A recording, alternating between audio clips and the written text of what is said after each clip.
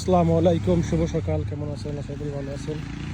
এই যে আমার মামু হাঁসের ক্ষুদ্র খাবার জন্য সবজি চাষ করছে, অনেক সুন্দর হয়েছে, দারুণ, মোটামুটি অনেক সুন্দর হয়েছে, খুব দারুণ একটি ফসল হয়েছে। আসলে ক্ষুদ্রভাবে লাগানো, খাওয়ার জন্য মোটামুটি অনেক সুন্দর হয়েছে।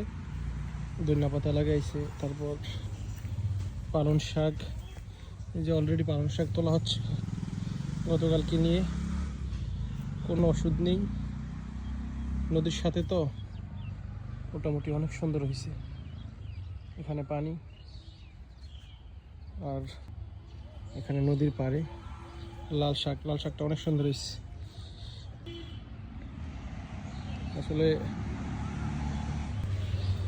লাল শাকটা খুব দারুণ হয়েছে।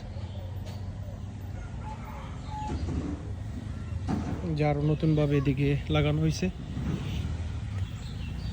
যে সাথে এটি হচ্ছে ফুলকপির চারা, সাথে মরিচের চারাও আছে। আর এটি হচ্ছে আমাদের শাহপুর গ্রামের নদী, যেটা লালপুর শাখা থেকে জয়েন হয়েছে। মোটামুটি এদিক দিয়ে চলে গেছে শিবপুর দিয়ে, দড়িকান্দি দিয়ে। যে আমার সাথে আছে রাসেল,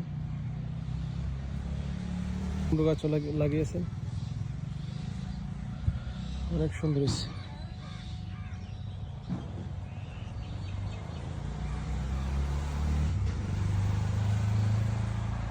ওইখানে কাগজি লেবু লাগাইছে রাসেল, মনে না?